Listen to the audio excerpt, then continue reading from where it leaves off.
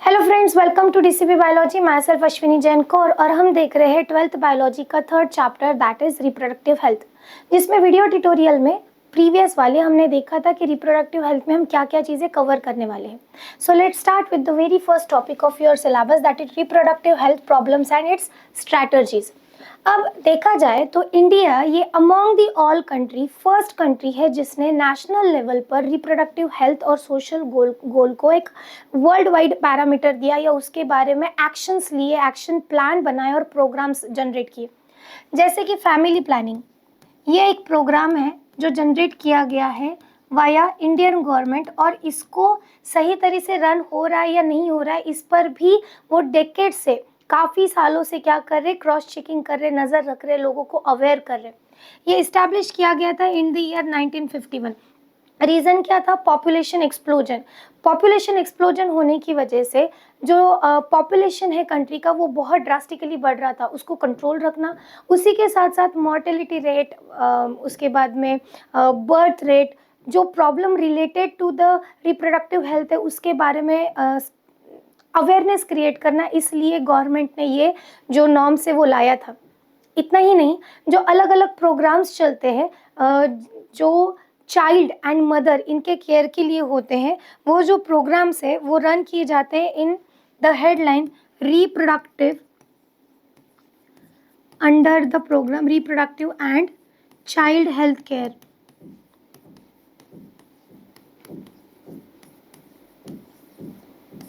इनका काम क्या होता है? इनका काम होता है लोगों को स्पेसिफिकली जो अडोलेसेंस में है, जो अभी प्यूबर्टी के एज में है, उनको सही एजुकेशन देना, राइट एंड रॉन्ग चीज़ें समझाना, जो मिथ्स है, जो मिसकंसेप्शंस है related to the sexual things, related to the reproduction, उसको हटाना, लोगों में अवेयरनेस क्रिएट करना कि जो रिप्रोडक्टिव हेल्थ है वो भी उतनी ही इम्पॉर्टेंट है जितनी social health, mental health and physical health होती है।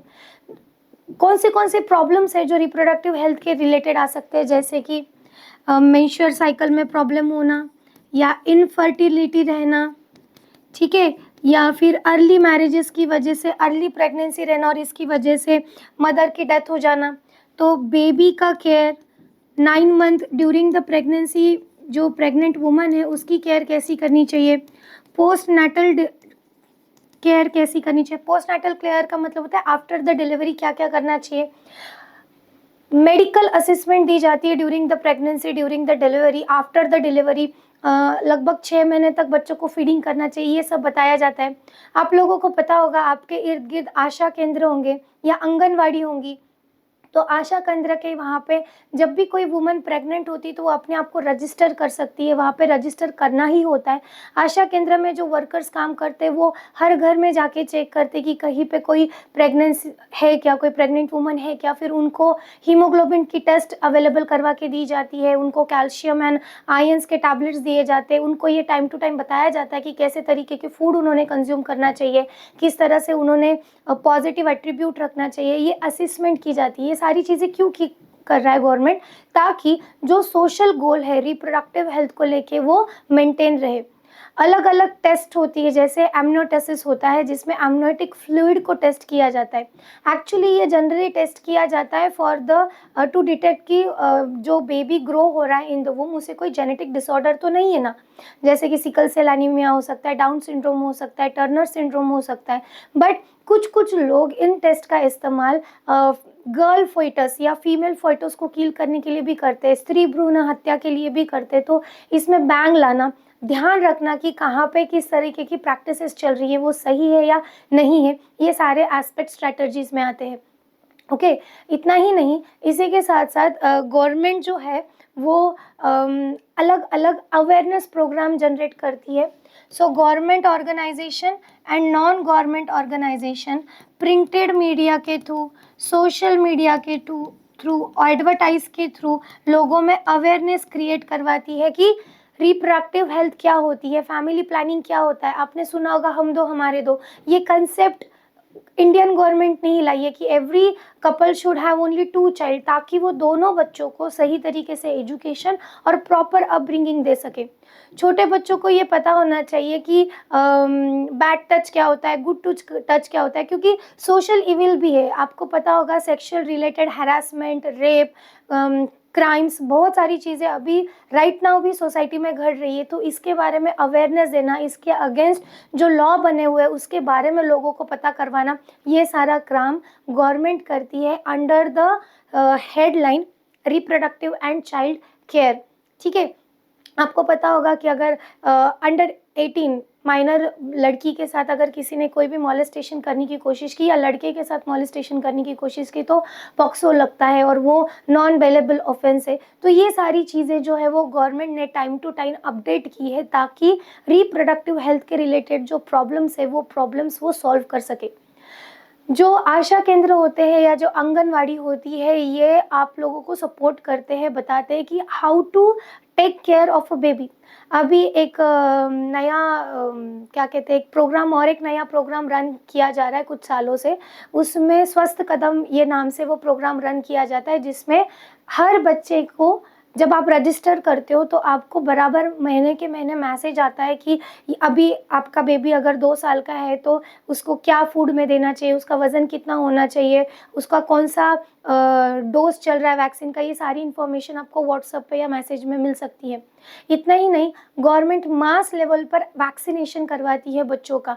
आपको पता होगा 2 बूंद ज़िंदगी के नाम से पोलियो के जो ड्रॉप्स है वो दिए जाते हैं, और ये कैंपेन रन किए जाते हैं। हर घर में जाके बच्चों को पोलियो के डोज दिए जाते हैं, उनके पास लिस्ट होती है। तो पोलियो डोज देना या बीसीजी जैसे डोसेस देना या रूबेला एमएमआर देना, जिसमें मीजल्स, मम्स, रूबेला, इनके अगेंस्ट वैक्सीन है। तो ये सारा वैक्सीनेशन किया जाता है through the government free of cost. इसमें आपको सिंगल पेनी भी खर्चा करना नहीं पड़ता है। ठीक है, तो ये गवर्नमेंट सारे प्रॉब्लम्स को, जो डिजीज़ रिलेटेड प्रॉब्लम है या सेक्सुअली ट्रांसमिटेड डिजीज़ है, उसके बारे में अवेयरनेस क्रिएट करवाते। एड्स कैसे हो सकता है, सेफ सेक्सुअल कांटेक्ट क्या होता है, हाइजीनिक सेक्सुअल कांटेक्ट क्या होता है, प्रोटेक्टेड सेक्स क्या होता है, अनप्रोटेक्टेड क्या होता है, ये सारी चीज़ें जो है ये सिखाई जाती है, बताई जाती है, लोगों को अवेयर करवाया जाता है, ताकि जो रिप्रोडक्टिव हेल्थ रिलेटेड इश्यूज़ है उसको क्या कर सके, काउंटर करंट कर सके। ठीक है, लखनऊ में जो इंस्टीट्यूट है वहाँ के साइंटिस्ट ने सहेली नाम की एक पील बनाई है, टैबलेट बनाई है। मैरिड वुमन अगर वो टैबलेट कंज्यूम करे तो वो प्रेगनेंसी अवॉइड कर सकती है। मतलब अनवांटेड प्रेगनेंसी नहीं रखने के लिए प्रोटेक्टेड सेक्सुअल एक्टिविटी कैसे की जा सकती है, बर्थ कंट्रोल कैसे किया जा सकता है, इस पे भी वर्ल्ड वाइड लेवल पर, या हम कह सकते हैं कि एटलीस्ट इंडिया में नेशनल लेवल पर ये अवेयरनेस क्रिएट करवाया जा रहा है।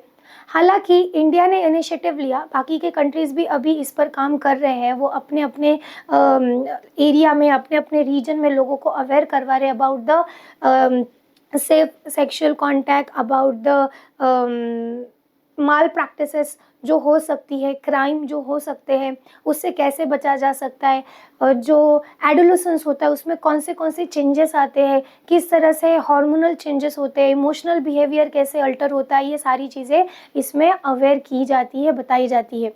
ओके, सो सेंट्रल ड्रग रिसर्च इंस्टीट्यूट अलग अलग रिसर्चेस कर रहे हैं, जिस पे वो देखेंगे या देख रहे हैं कि कैसे हम बर्थ कंट्रोल के लिए डिफरेंट काइंड ऑफ ड्रग्स बना सकते हैं जिसके साइड इफ़ेक्ट्स मिनिमम हो और वो बर्थ कंट्रोल कर सके, बर्थ रेट कंट्रोल कर सके। इतना ही नहीं, हमें देखा है बहुत सारे बच्चे माल न्यूट्रेटेड पैदा होते हैं, जिसे कुपोषित कहा जाता है। तो ये कुपोषण हटाने के लिए गवर्नमेंट जो है वो प्रेग्नेंट वुमन को और बच्चों को, मतलब आफ्टर द डिलीवरी जो बच्चे होते हैं उनको आंगनवाड़ी के प्रोग्राम्स के तहत फूड प्रोवाइड करते हैं। जिस एरिया में, जिस जगह पे फूड अवेलेबिलिटी ज़्यादा नहीं है या लोग इतने रिच नहीं है कि वो, या फिर उनके पास इतना भी पैसा नहीं है कि वो अपने बच्चे को प्रॉपर खाना खिला सके, वहाँ पे बच्चों को स्पेशल राशन या स्पेशल भत्ता दिया जाता है, उनको फूड प्रोवाइड किया जाता है। ऐसे अलग अलग स्कीम्स गवर्नमेंट रन करती है। अभी फ़िलहाल गवर्नमेंट का एक स्कीम चल रहा है जिसमें प्रधानमंत्री मातृत्व योजना के नाम से ये स्कीम है, जिसमें फर्स्ट टाइम अगर कोई वुमन प्रेग्नेंट है तो पहले डिलीवरी पे उनको गवर्नमेंट की तरफ से 5000 रुपीज़ मिलते हैं। सेकेंड डिलीवरी पे they can get up to 500 rupees और 600 rupees, but from third delivery they don't do any payment, कोई रुपीज़ नहीं मिलते, क्योंकि गवर्नमेंट के नॉर्म्स के हिसाब से ओनली 2 चाइल्ड्स आर एक्सेप्टेबल। तो हमारे दो ये फैमिली प्लानिंग का प्रोग्राम उन्होंने रन किया हुआ है, जिसमें 2 चिल्ड्रन को ही गवर्नमेंट फैसिलिटीज़ मिलती है, थर्ड बेबी को फैसिलिटी नहीं मिलती है। ये बर्थ रेट कंट्रोल करने के लिए स्कीम जनरेट की गई है, बट बाकी के प्रोग्राम में, बाकी के जितने भी प्रोग्राम्स में वो असिस्ट करते हैं, वो मदर को असिस्ट करते हैं, उनकी केयर करते हैं। इससे क्या होता है, इससे मॉर्टेलिटी रेट जो है वो कम हो जाएगा, मृत्यु दर जिसे हम कहते हैं वो कम होता है। हेल्दी बेबी डिलीवर होना और वो सस्टेन करना, अच्छी अपनी ज़िंदगी जीना, इस लेवल पर काम की जाता है।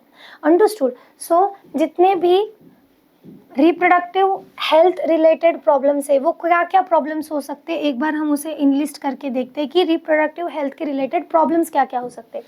सब में पहला प्रॉब्लम ये हो सकता है कि इनफर्टिलिटी है, मतलब they are not able to reproduce, तो इनफर्टिलिटी हो सकती है। उसके बाद में सेकेंड प्रॉब्लम हो सकता है कि इनफर्टिलिटी नहीं है बट मेंस्ट्रुअल साइकिल जो है वो प्रॉपर नहीं है, या फिर मेंस्ट्रुअल साइकिल आने वाली और बच्चों को उसके बारे में अवेयरनेस नहीं है। कुछ मिथ्स है या कुछ मिसकंसेप्शंस है अबाउट द रिप्रोडक्शन और रिप्रोडक्टिव हेल्थ। उसी के साथ साथ सेक्सुअली ट्रांसमिटेड डिजीजेस है, वो कैसे फैलते हैं, कब फैलते हैं, उसके बारे में लोगों को पता नहीं है। उनको ये भी नहीं पता है कि what is the correct time to become a parent. ठीक है, पेरेंट बनने का कौन सा समय सही है। देखो, इंडिया में मैरिजेस की एज फिक्स है, 18 minimum 18 for the females and 21 for the mails. इसको अभी अपग्रेड किया गया है, बट अभी तक हम इसी की बात करेंगे कि 18 एंड 21। ऐसा क्यों? देखा जाए तो प्यूबर्टी हिट करती है at the age of 13, but 15-16 की उम्र में अगर शादी हो रही है और प्रेगनेंसी कंसीव हो रही है, तो वो फीमेल बॉडी प्रेगनेंसी के लिए या फिर उस न्यू बेबी को, अपने अंदर एक जान को पालने के कैपेबल नहीं होती है, कैपेबिलिटी उसमें नहीं होती है। और इसी केसेस में बहुत बार डिलीवरी के समय प्रॉब्लम्स आ जाती है कि एक तो माँ सर्वाइव कर सकती है या बच्चा सर्वाइव कर सकता है, और चूज़ करना पड़ता है। तो ऐसी चीज़ें ना हो, ऐसे कॉम्प्लिकेशंस ना हो, physically and mentally couple prepare रहे, इसलिए एक अप्रोप्रिएट एज जो है वो फिक्स की गई है वाया गवर्नमेंट, राइट। तो ये जितने भी प्रॉब्लम्स है, ये सारे प्रॉब्लम्स को सॉर्ट करने के लिए government and non government institution printed media से या फिर लोकली या फिर सोशल मीडिया के थ्रू अलग अलग प्लेटफॉर्म से लोगों को अवेयर करवाते, और यहाँ पे मेन पिलर बन जाते हैं हमारे इर्द गिर्द के लोग, जैसे पेरेंट्स हैं, फ्रेंड्स है, रिलेटिव्स है, टीचर्स है, मेंटर्स है। ये भी आप लोगों को सजेस्ट कर सकते हैं, बता सकते हैं और आपके प्रॉब्लम्स को सॉर्ट कर सकते हैं। बस आपको ये पता चलना चाहिए कि किस तरह से प्रॉब्लम अराइज हो रही है या हो क्या रहा है। जैसे for example at the age of 30 hormonal changes होने की वजह से फीमेल बिकम मोर इरिटेबल, और वो थोड़ा सा ज़्यादा फ्रस्ट्रेटेड होने लगती है। तो ऐसे समय में अगर उनको पता चल रहा है कि ये हार्मोनल चेंजेस की वजह से, तो they can take control over that, right. After delivery बहुत सारे फीमेल्स जो होते हैं, बहुत सारे मदर्स जो होते हैं, खास करके पहले डिलीवरी के बाद में वो एंशियस हो जाते हैं, वो डिप्रेशन में चले जाते हैं। उनको ऐसा लगता है कि देयर लाइफ इज़ नथिंग, वो कुछ इंपॉर्टेंस नहीं रखते, ऐसे कुछ फीलिंग्स उनको आने लगती है। तो इस समय फैमिली ने उनको सपोर्ट करना चाहिए। तो ये सारा अवेयरनेस क्रिएट करना कि ऐसे प्रॉब्लम्स अराइज हो सकते हैं, यही रिप्रोडक्टिव हेल्थ एंड स्ट्रैटेजीज में हम देखते हैं। नेक्स्ट वीडियो ट्यूटोरियल में हम देखने वाले हैं कि बर्थ कंट्रोल के लिए गवर्नमेंट ने एंड नॉन गवर्नमेंट इंस्टीट्यूट्स ने क्या क्या अवेलेबल करवाया है, जैसे कॉन्डोम्स है, कॉपर टी है, सहेली जैसे टैबलेट्स है, हमारे दो ऐसे प्रोग्राम्स है जो रन किए गए। इसके बारे में हम डिटेल में बात करेंगे इन नेक्स्ट वीडियो ट्यूटोरियल। इस वीडियो ट्यूटोरियल में हमने ये देखा कि रिप्रोडक्टिव हेल्थ के रिलेटेड प्रॉब्लम्स कौन से और गवर्नमेंट कौन सी स्ट्रैटेजीज रन कर रही है। 1951 में फैमिली प्लानिंग ये प्रोग्राम रन किया गया था और उस पर कंटिन्यूसली गवर्नमेंट ध्यान रखती है। असिसमेंट किया जाता है, कैसे असिसमेंट किया जाता है ये हम नेक्स्ट वीडियो ट्यूटोरियल में ज़रूर देखेंगे। तब तक के लिए बने रहिए, जुड़े रहिए डीसीबी बायोलॉजी के साथ। वीडियो पसंद आए तो लाइक कीजिए, फ्रेंड्स के साथ शेयर कीजिए एंड चैनल को सब्सक्राइब कीजिए। Be healthy, wealthy, peaceful and yes study smartly. Bye, have a great time ahead.